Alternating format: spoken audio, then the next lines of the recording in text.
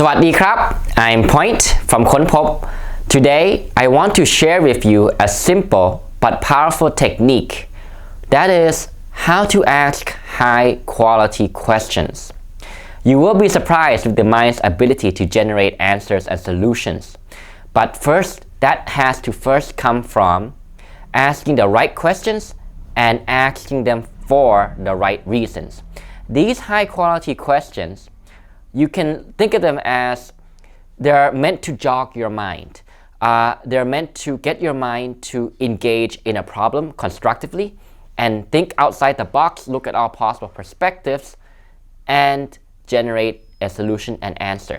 These questions are thought-provoking, they are deep, and they're really powerful. The technique is so simple that we often overlook them, and for a good reason too. These questions sometimes seem so obvious that we just think like, what's the point of asking them? What's the point of pondering about them? But I want to propose this idea that all great thinkers, all great philosophers, all great practitioners, all great businessmen, entrepreneurs, etc., they have a great relationship with their own mind.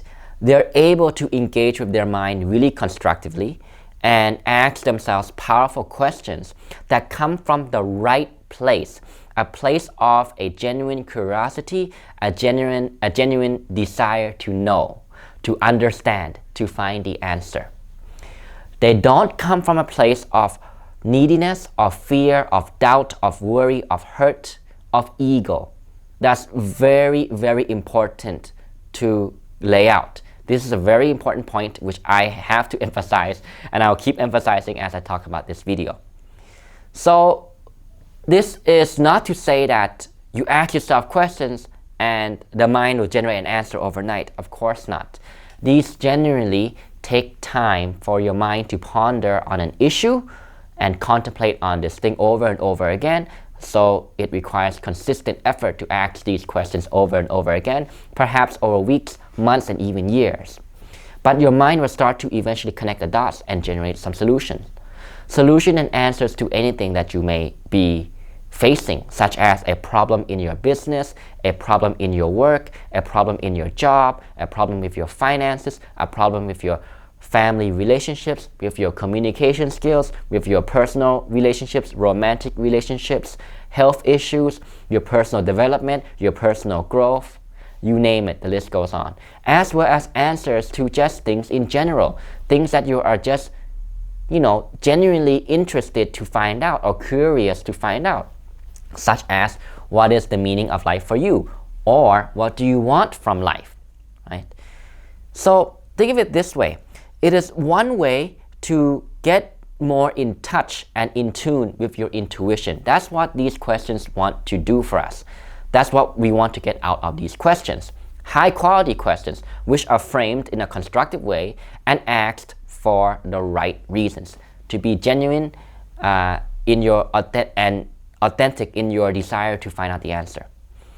Because after all, in the way that we live our life, life is so busy. There's just so much noise out there, from judgment from other people, expectations from society, doubt from other people, self-judgment, self-criticism, self-doubt, fear, worry, anxiety, insecurity, etc. All these voices in your head, they drown out your ability to dive into something that's worth contemplating, to dive in and ask yourself a question that's worth thinking, which requires patience and requires you to be able to find some place, somewhere, some time that has some silence and peace to it, that allows your mind to really work to generate these problems.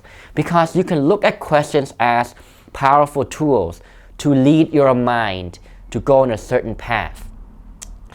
Say, for example, if you ask a bad question, right, that comes from a place of hurt, say, oh, why did that person betray me? Why is society so negative? Why is business so hard? Why is life so hard? You see how the question itself, it comes from a place of hurt, comes from a place of wounding, comes from a place of ego. Right away, your mind's already gonna be down the trajectory of negativity, of blame, of self-criticism, of criticizing others, of self-doubt, of self-defeat, self-sabotaging thoughts. is a bad road to go down on. But if you frame it for the right reasons, in a constructive way, such as, what am I afraid of? What is my fear, right? These gets you to think objectively and self-reflect honestly.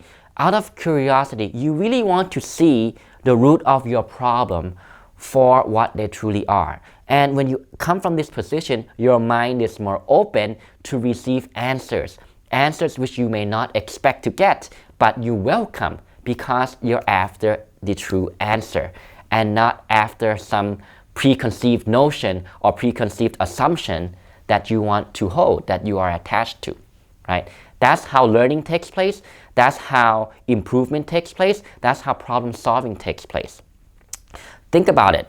All the major achievements in life, in the world, in society, have come from somebody who had a genuine curiosity and had a good skill in asking the right questions to get his or her mind to be looking in the right direction.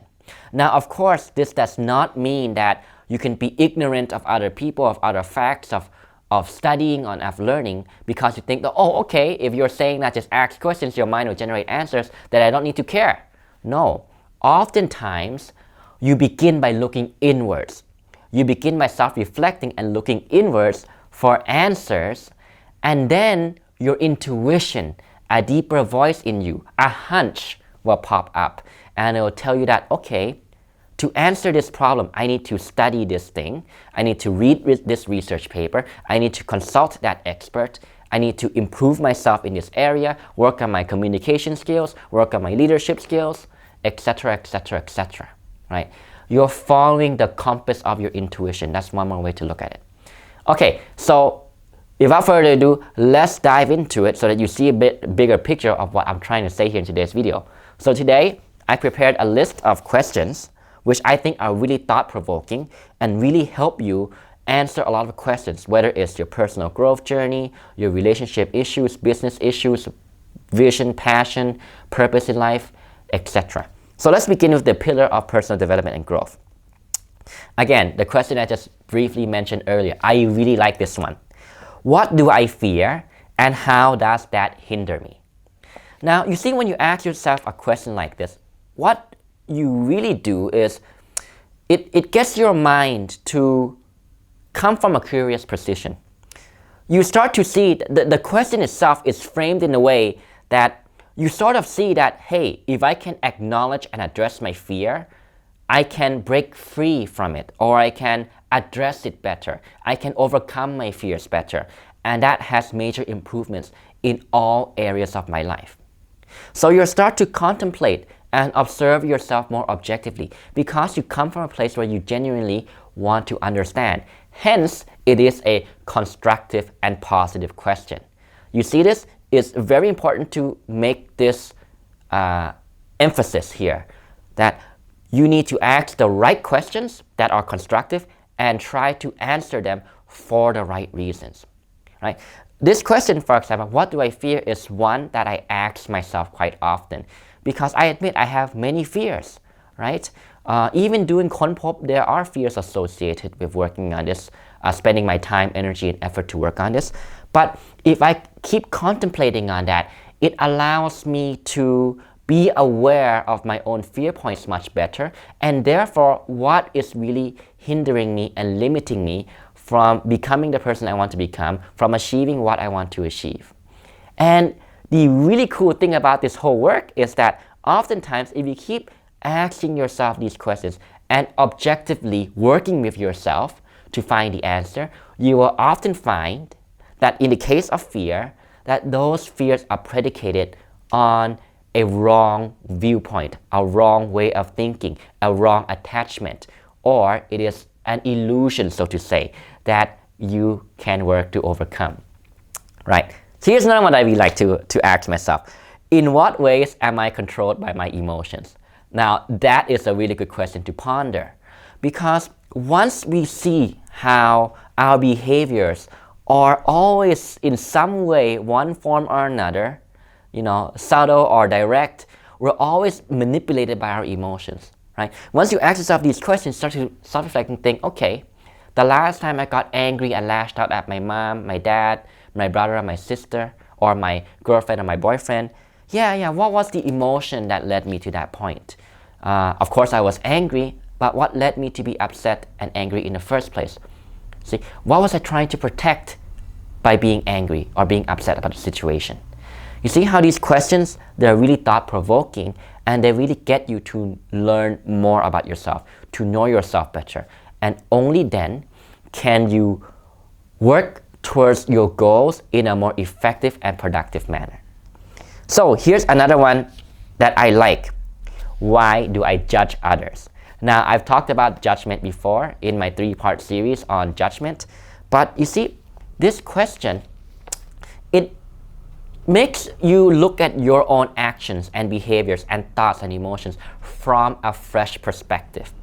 And when you're able to do that, you're able to learn something new. Only then, when you step out of your own blind spot or preconceived position, so to say, can you then stand a chance to learn something that really helps you with your own personal growth journey. And this spills into many areas, right? If you understand the mechanisms of why you judge other people, you will be less judgmental.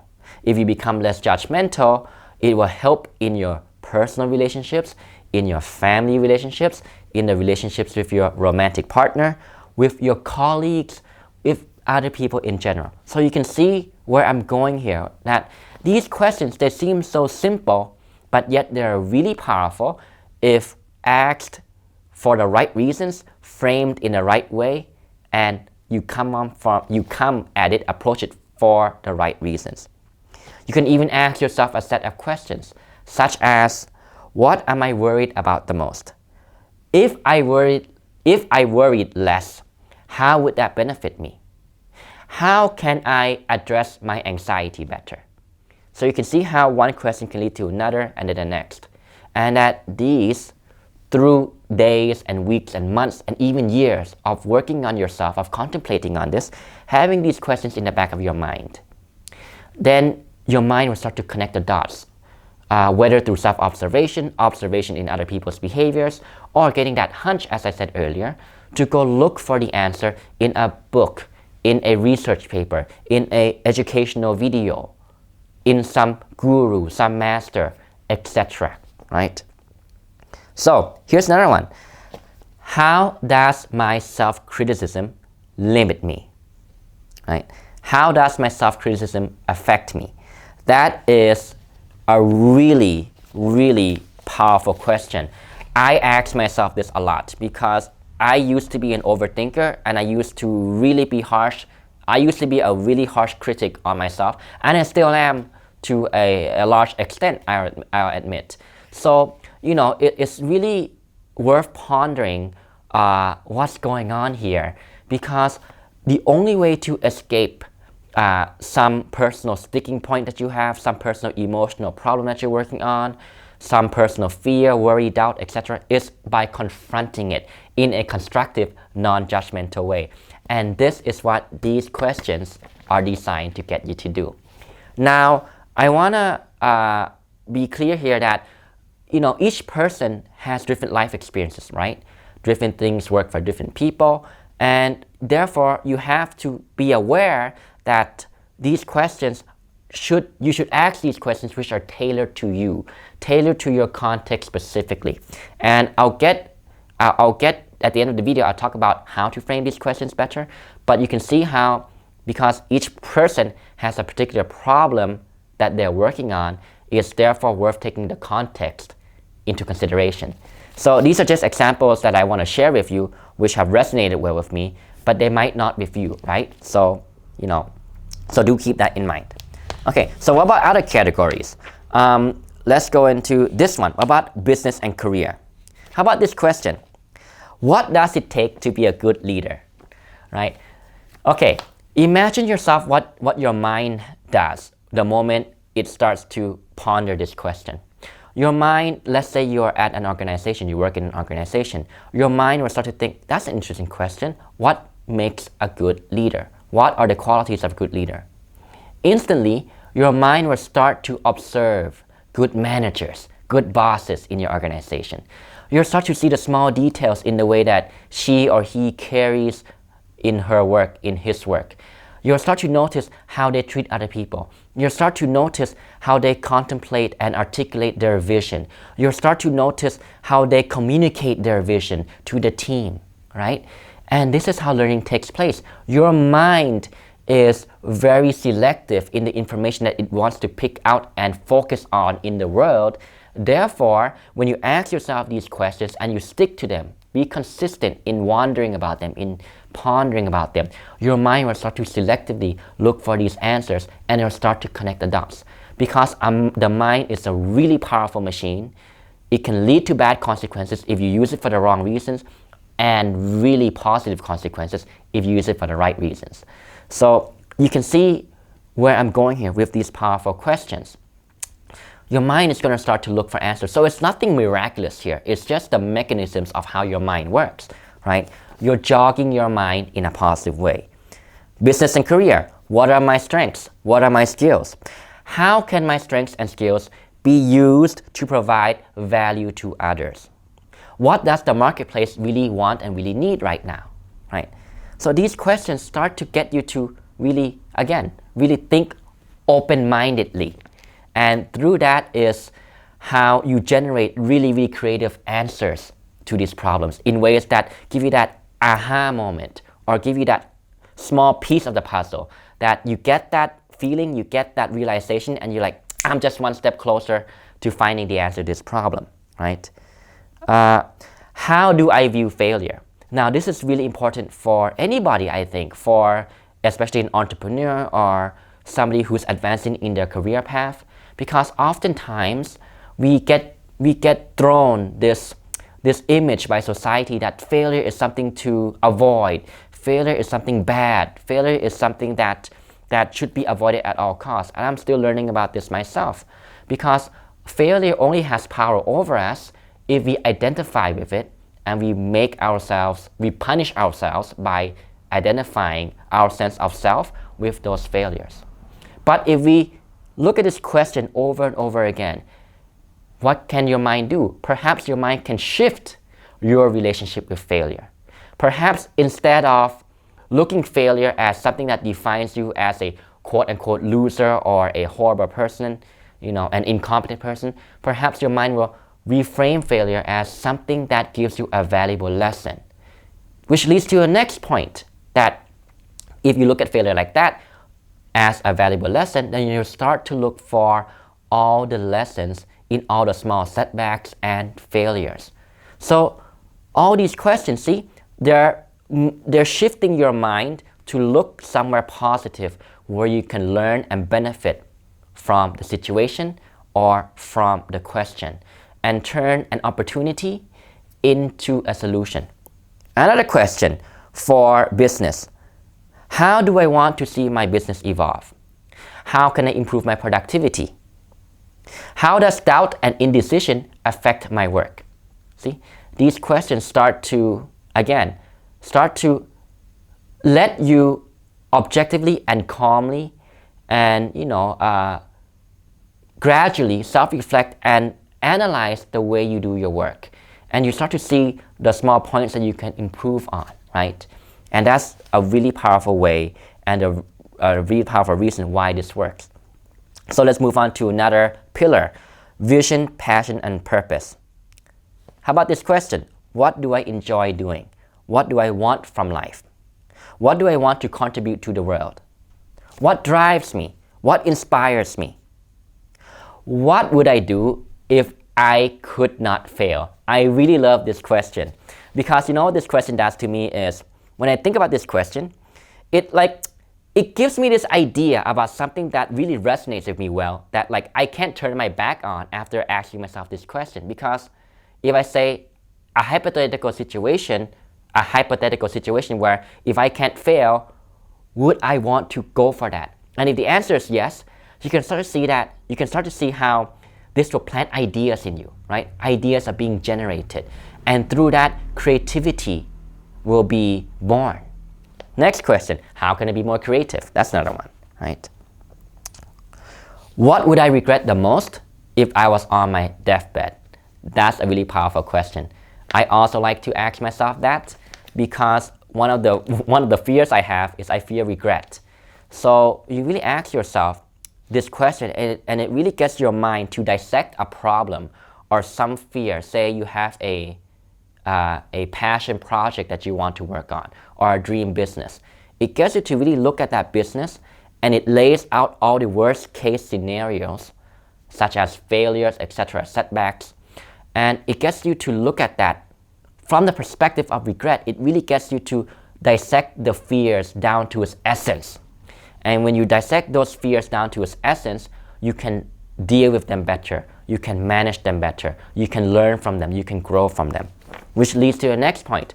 What is the learning opportunity here? What am I overlooking?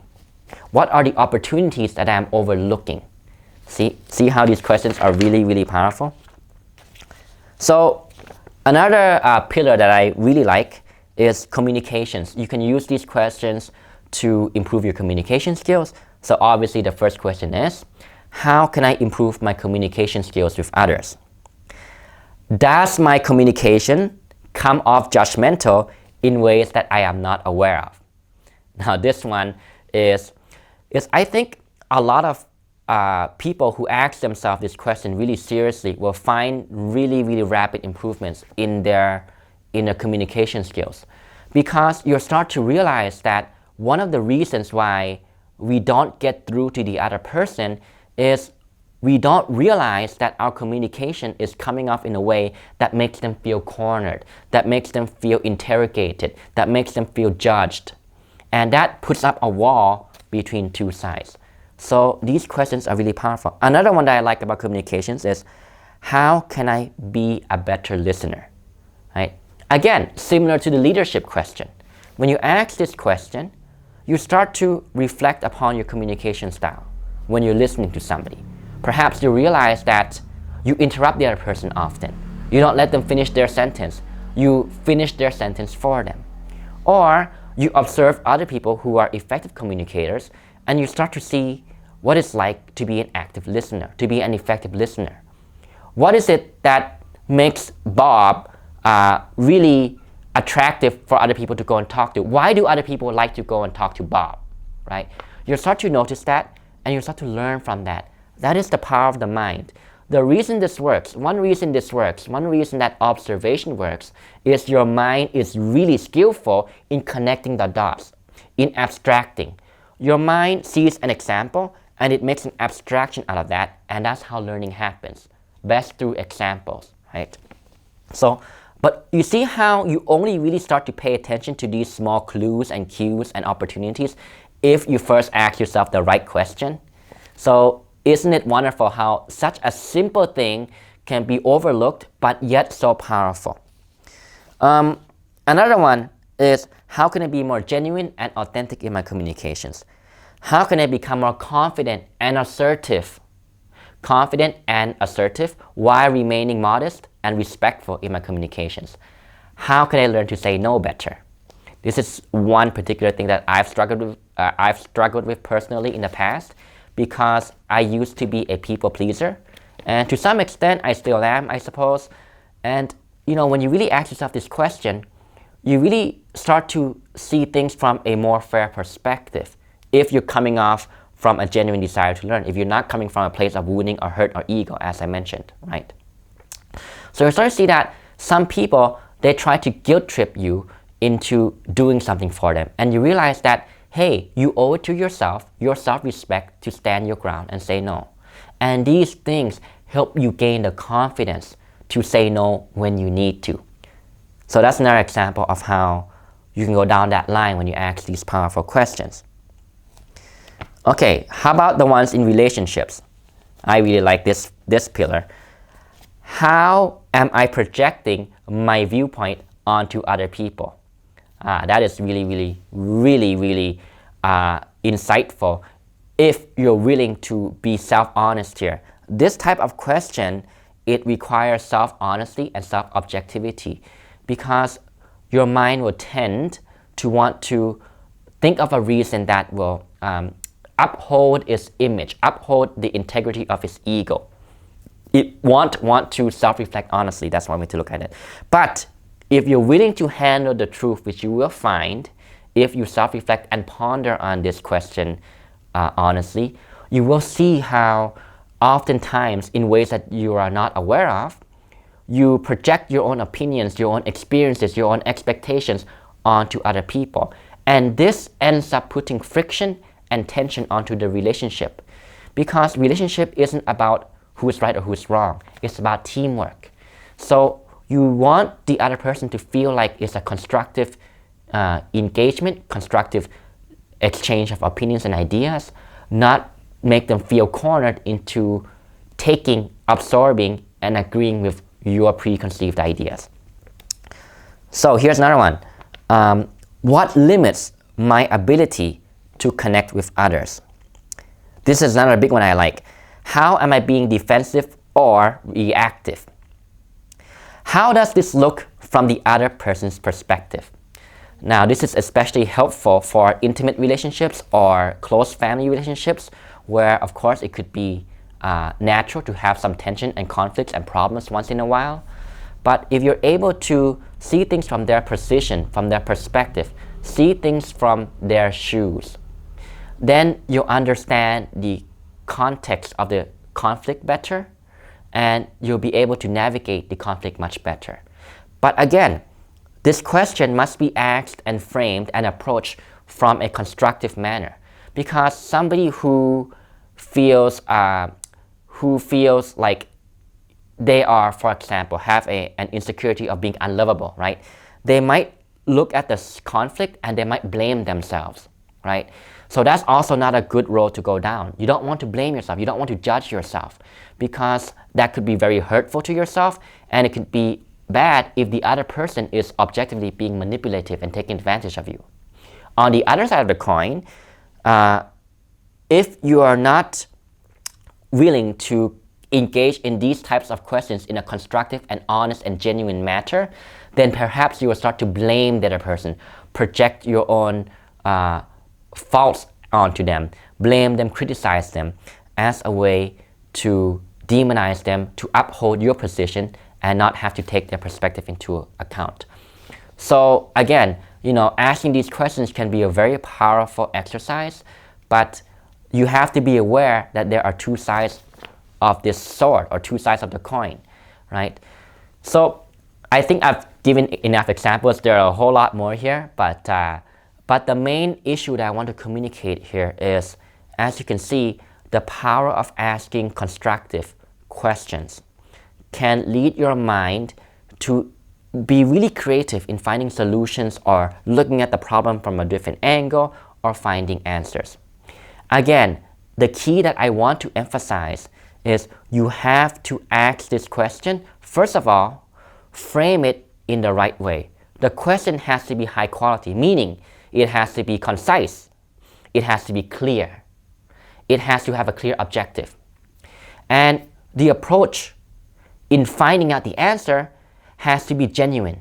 It has to come from a pure place, a right place, a correct reason. You're doing it for the right reason, not from a place of hurt, of ego. Say you're asking this question like, why did that person blame me? Why did that person betray me? Why am I not lovable? Why is the world economy so bad? Why is the world so harsh, so cruel? You see how these questions, they already frame you to look in a negative light. They already come from a place of ego, of hurt, of wounding, of negativity. So you have to be extra careful in the way you frame these questions. Sorry, my camera just got cut off again there. One last tip that I want to leave here is that one way to frame the question, one tip for framing the question in a positive and constructive way is to start with the words what or how. Because the words what or how, by their nature, they encourage your mind to think differently and to change behaviors to bring about positive change. Do be careful with why questions. Why questions can be really powerful, but at the same time, if they're framed inappropriately, they will set you up in a negative narrative, in a negative trajectory. For example, why is the world such a cruel and dangerous place? You see how this question is already coming from a preconceived notion of negativity, and it comes from a place of distrust, of hurt, of wounding. Why do people betray each other? Why do business people cheat each other? Why are there so many corrupt politicians? They can be powerful if you know how to deal with them, but I would recommend you to stay away from them first if you're beginning these exercises. Because again, we want to come from a constructive place. We want to ask these questions for the right reasons and frame them in the right way. I really emphasize on that. This, in a sense, can be a double-sided sword, so do beware of that. And I want to thank Leo Gura from Actualize.org for shedding light on this very issue very clearly, that you need to be careful with what you're doing here when you're asking yourself these questions, because they can lead to a negative consequence if you're coming from a place of hurt or wounding or ego. Also, I want to thank a close friend of mine and a life coach that earlier this year has really helped me to see even more clearly the power of asking these high quality questions, because you got to start somewhere. You really take an interest in asking these questions once you begin to see the value of them. All right, that's it for now. Thank you very much for watching.